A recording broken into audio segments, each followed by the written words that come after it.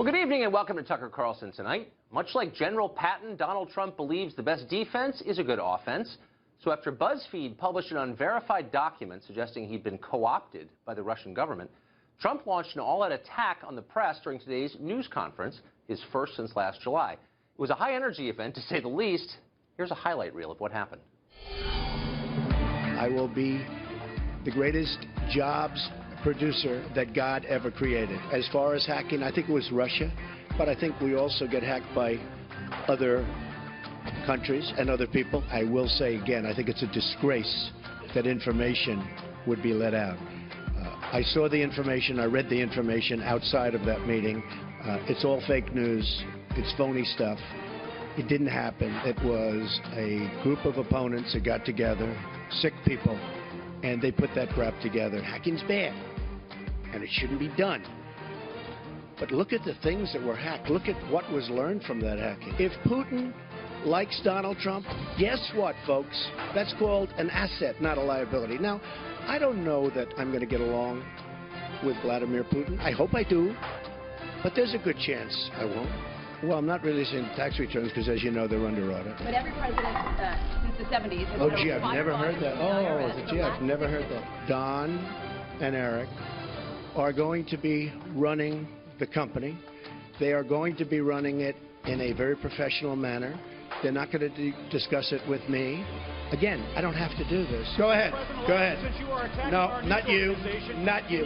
Your organization's terrible. Your organization's terrible. As far as BuzzFeed, which is a failing pile of garbage, writing it, I think they're going to suffer the consequences. They already are.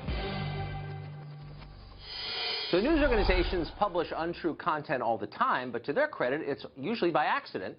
On Tuesday, BuzzFeed chose to release a 35-page dossier on Trump, whose contents even BuzzFeed's editors admitted could not be verified.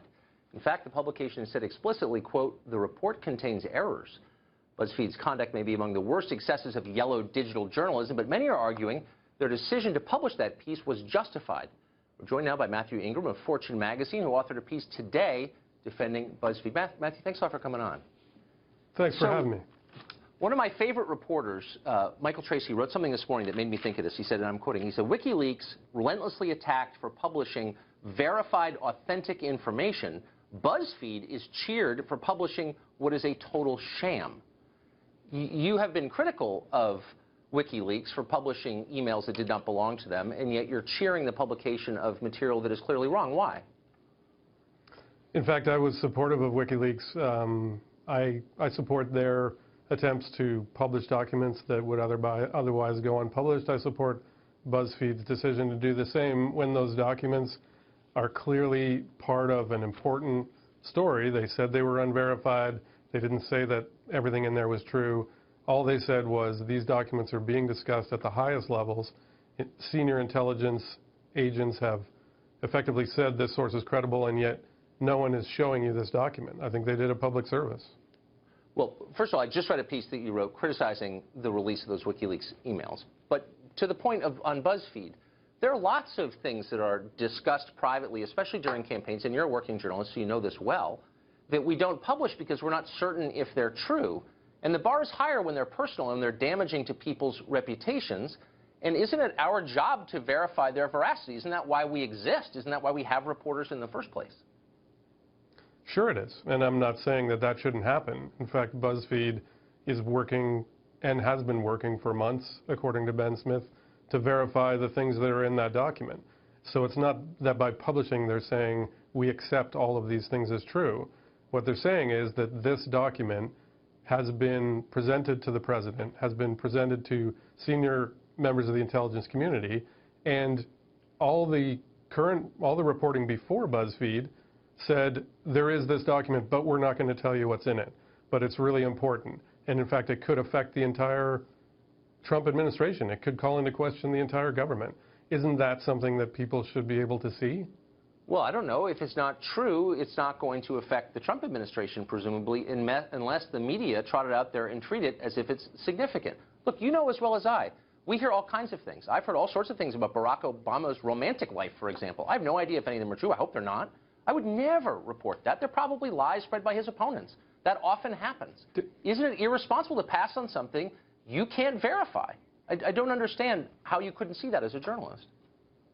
Well, look, news organizations of all kinds, including the New York Times, the Washington Post, some of the leading journalistic organizations out there, routinely write stories that are based on information that they haven't verified. Did the New York Times verify all the information that was in all the emails that they reported on? No. Did they verify every fact that was in information that they got from intelligence sources? No. They base those reports on the credibility of the source. That's and right. In this case, you've got a senior intelligence agent who is reportedly credible, according to CNN sources, whose information has become part of a document that was presented by the senior intelligence chiefs of the United States, comes from a source that, according to the Wall Street Journal, worked in Russia for a decade or more, has 20 years of experience in Russia. That sounds like a credible source to me. No, so actually, I think you've got the story wrong. I mean, let me just say to your first point, journalists publish information, as I said at the outset, all the time that's wrong. They trust sources when they shouldn't. But they almost never publish information that they know to be inaccurate, as BuzzFeed did and admitted in the introduction to the piece. Second, we don't know much about there were this, place names that were names that were inaccurate. There were people's names that were inaccurate. That doesn't mean the central facts of the document are inaccurate. It just means the person was in a hurry. But we don't know that any of it is true, and some of it apparently is false. It's been denied by everybody involved in it, and there's no evidence that any of it is true. And by the way, it was not written by any senior intelligence official. It was written as campaign opposition research by a private sector guy in Great Britain, we think. That's all we know. He was not a member of MI6. No CIA officer wrote this. This is not official intelligence information.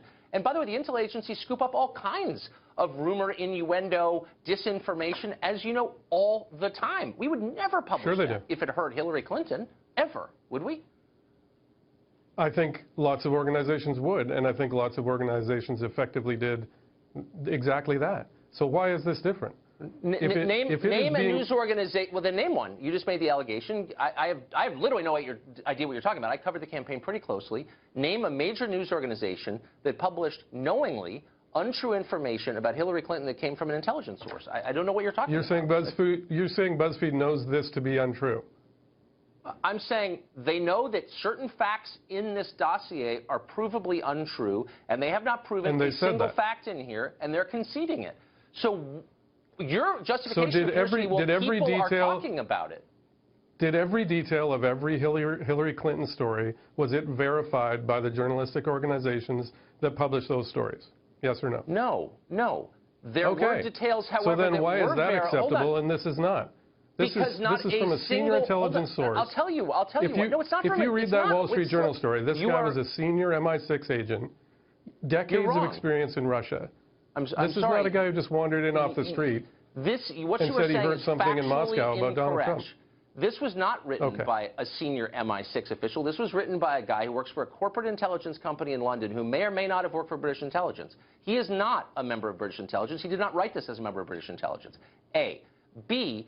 Not one person... He was a member of British intelligence. Not when he wrote this. Is the Wall Street Journal story true? And nobody has said that British intelligence came up with this dossier. I think you are factually wrong on that point. British intelligence is the Wall Street Journal story about who produced this correct? I'm merely saying this is not a product of British intelligence. It is the product of a private company in London. A. B. Yes. To Hillary's emails, not a single one was proven wrong. Not one. And so, by the way, lots of news organizations passed on it. But when this is proved totally false, not one person is saying this is true. There's not one person to stand up and say this is true, including the man who purportedly wrote it. So would you publish this yourself if you were running a news organization? Yes. Then you have low standards. I'm sorry. We devalue our credibility when we publish things that we know aren't true and can't prove are true. To pass on something like this is not a defense of Trump. I would say this about Obama and Hillary. This is a document that made up a briefing by all the senior intelligence agencies in the United States for the President of the United States. This is an important document that's been circulating through the highest levels of the U.S. government. Okay. You're throwing words around you don't understand. It's been the subject of letters from senators. This is a document that people need to see. This came across John McCain's desk, and he passed it, by his own admission, to the director of the FBI, who sent it up the chain because who knows what this is. Not one person has said it's true. Not one person has said, I believe this is true. Not one person implicated in it has said, I have evidence that it's true. There's no evidence at all that it's true. It's almost certainly false. You know it. And for political reasons, you think it's okay. And I'm just saying that to values journalism. That's my only point. According to a senior BBC reporter, he has a source that has made the same allegations. All right. That's two sources now. Are you saying Good. that BBC is reporting things that aren't I don't true? even know who this guy wouldn't be at first. I don't even know who you're talking about. If evidence comes in, if this is true, if anybody involved in this can say, I was there, I know this is true, here's the evidence, I'll be the first one to say, wow, Donald Trump, what's this about? But it doesn't exist yet, and so we shouldn't be throwing around hearsay. We exist to stop hearsay, not perpetuate it. I'm out of time. I'm sorry. Matthew, thank you. Good to see you. Thanks.